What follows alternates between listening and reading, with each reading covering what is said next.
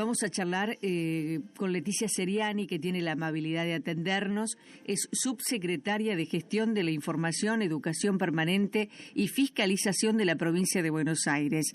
¿Cómo le va, Leticia? Buen día. María la saluda desde el EU6 de Multimedios aquí en Mar del Plata.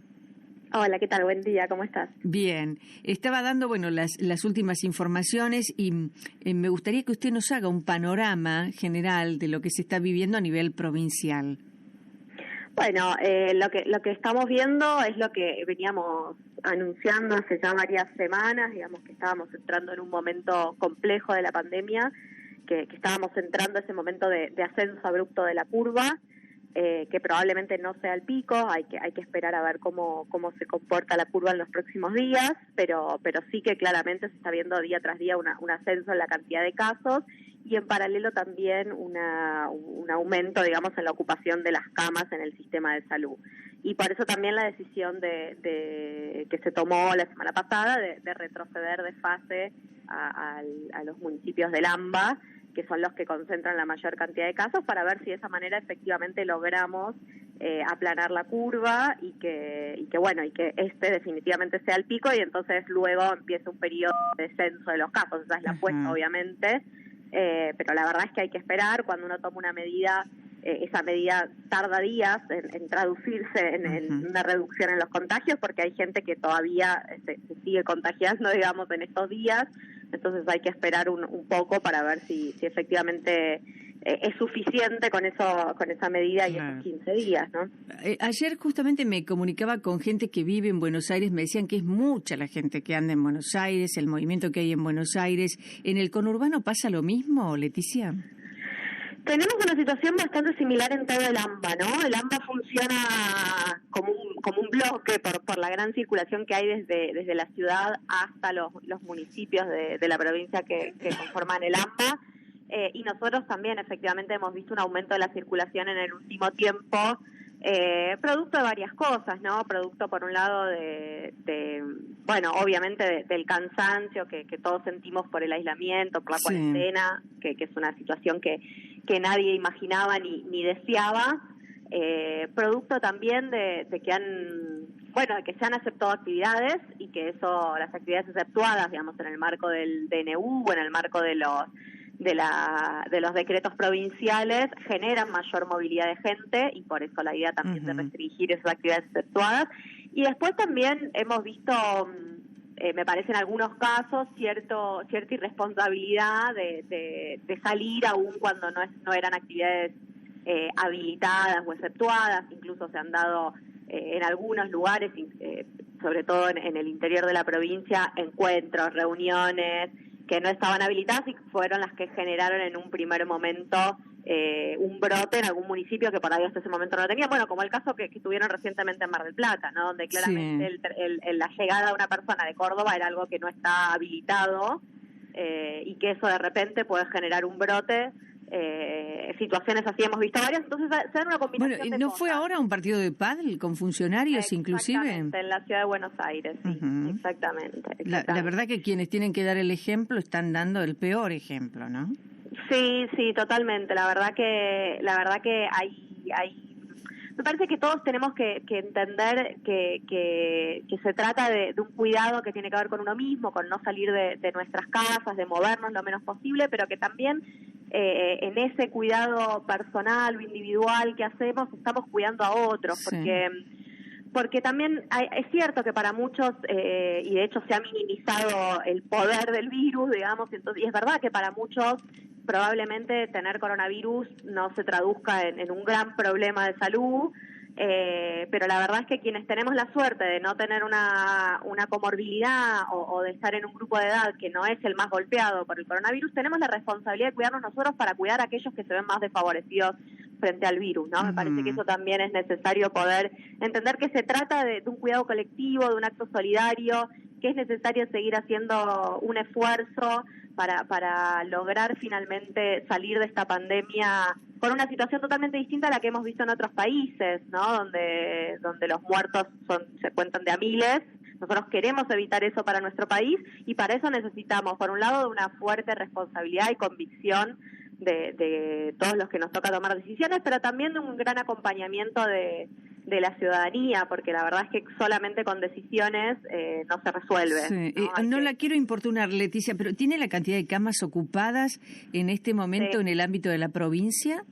Y tenemos alrededor de un 56% en el AMBA. Si miramos toda la provincia, baja un poquito más ese porcentaje. O sea, tenemos menos camas ocupadas, estamos alrededor del 47, 48 en toda la provincia de Buenos Aires. 47, 48 en general. Y estos casos de camas ocupadas, casi la mitad de las camas están ocupadas y un poco más en el AMBA, ¿son todos COVID o son otras patologías también?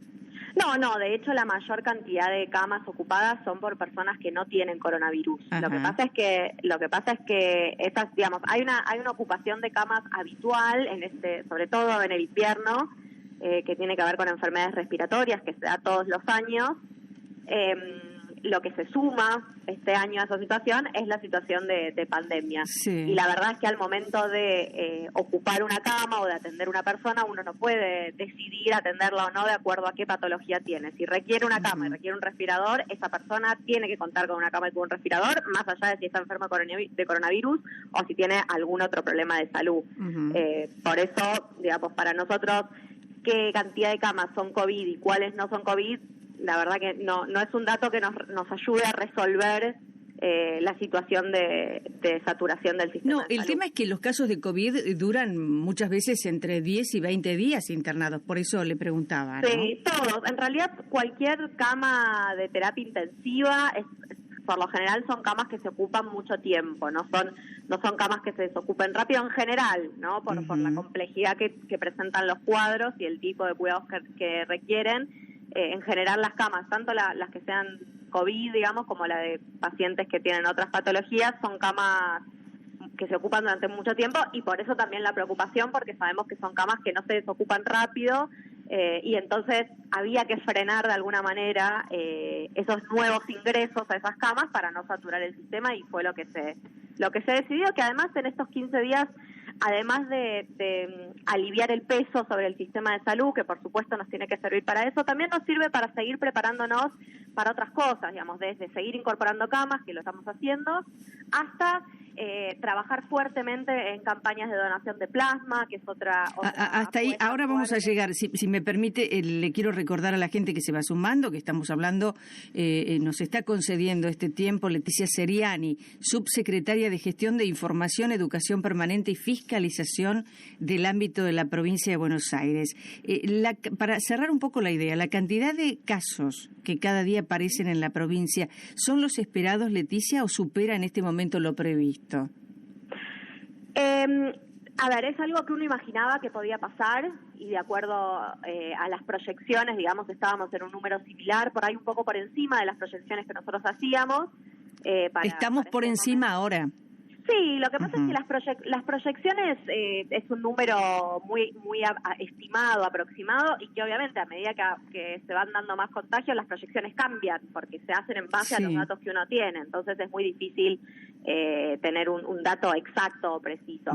Pero la verdad es que era esperable que en algún momento los casos empiecen a aumentar. Todos sabíamos que no iba a suceder en nuestro país, como no sucedió en ningún lugar del mundo, que el pico o que la cantidad de casos fueran 100 casos por día. Eso sabíamos que no iba a suceder. En cuanto al índice de personas fallecidas, ¿la provincia muestra un porcentaje alto de fallecidos por COVID?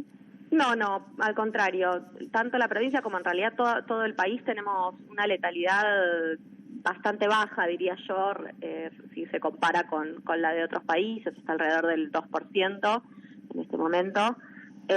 Así que no, para nada la letalidad. Estábamos hablando recién del plasma, bueno, con Insaurralde fue el ejemplo, ¿no? Le transfundieron plasma, inmediatamente se recuperó y le dieron el alta. Con este buen resultado que estaría dando, ¿evalúan que pueda estar al alcance de todos? Sí, obviamente la apuesta es esa y estamos trabajando para eso. Están en una fase experimental, ¿no? Estamos viendo qué resultados tiene, pero la verdad es que los resultados que estamos teniendo son muy buenos y está al alcance de todos. Cualquier persona que requiera este tratamiento, que no son todas las personas, no todas las personas tienen la indicación de recibir plasma, depende del cuadro, es una evaluación médica, pero toda persona cuyo médico evalúa que el plasma lo puede ayudar a atravesar mejor la enfermedad, recibe plasma. Pero no hay tantos donantes de plasma todavía, según tengo entendido. No hay tantos, y por eso también en estos 15 días una de las cosas que se va a trabajar fuertemente es en la donación, ¿no? Nosotros calculamos que estamos necesitando conseguir en estos 15 días 1.000 donantes, así que esa va a ser también una apuesta fuerte desde el Ministerio, aprovechar estos 15 días de cuarentena más estricta para salir a buscar activamente donantes. Pero de todas maneras nosotros contamos con plasma de gente que fue donando. Por cada donante se pueden tratar entre 3 y 4 personas, y todo el tiempo se están recibiendo voluntarios que se ofrecen para donar, y la verdad que se está distribuyendo a medida que se va pidiendo en los hospitales el tratamiento, se está garantizando. Pero es cierto que tenemos que trabajar fuerte. O sea que va a depender del médico que lo atienda a ese paciente también, el hecho de pedir o no el plasma. No del médico en tanto persona, sino de una decisión médica, ¿no? De una evaluación médica de si el cuadro clínico es un cuadro que puede mejorar con el plasma o no. Por eso digo, si está determinado paciente en determinada clínica y el cuerpo médico dice, bueno, es el momento de aplicarle plasma o transfundirle plasma, ¿esa es la decisión que se toma? ¿A partir de ahí se le transfunde? Sí, claro, es como cualquier tratamiento, como un medicamento. Pero digo, ¿el plasma dónde está en ese momento? ¿Dónde tiene que estar?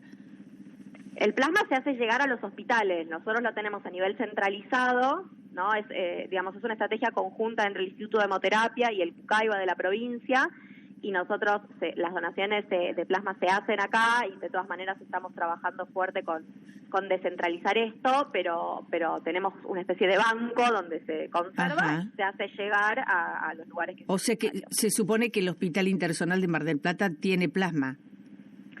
No sé si lo tienen, es probable que no lo tenga ahí, pero si hay un paciente que requiere, se hace el circuito, hay un protocolo, digamos. Esto es, por un lado como es un ensayo, y por otro lado como es un tratamiento médico, tiene un protocolo que hay que aplicar y demás, pero si se solicita, se activa el protocolo para que puedan recibir. O sea que, para entender, el banco de plasma está en la capital de la provincia, en La Plata. Exacto, exactamente. Y para obtenerlo en Mar del Plata hay que pedirlo. Sí, claro, siempre es un pedido que hace el médico de acuerdo a esa evaluación clínica que yo comentaba. ¿Y cómo es el camino para que el plasma llegue a Mar del Plata? Se hace la solicitud, tiene que haber una serie de pasos respecto al protocolo que tienen que ver con el consentimiento informado, digamos, como algunas cosas, y se contacta con el Instituto de Hemoterapia o con el equipo de plasma del Ministerio, y ahí se articula para que llegue el tratamiento. Leticia, me quedó el tema económico, lo vamos a abordar en otro momento. A mí se me terminó el tiempo, usted también tiene que seguir con su trabajo, pero bueno, sería un buen momento también para analizar cómo se sale, ¿no? Sí, totalmente. Está claro que es un momento complejo en general. Estamos convencidos de que la crisis económica no es producto de la cuarentena, sino que es producto de la pandemia, y es una crisis a nivel mundial, y que tanto de la crisis económica como de la crisis sanitaria se sale con mucha solidaridad, trabajando juntos, y sobre todo eso, ¿no? Como organizados y en función de ser solidarios con los demás. Gracias por atendernos, Leticia, le agradezco un montón. Gracias a ustedes, hasta luego. Leticia Seriani, subsecretaria de Gestión de la Información, Educación Permanente y Fiscalización del Gobierno de la Provincia de Buenos Aires.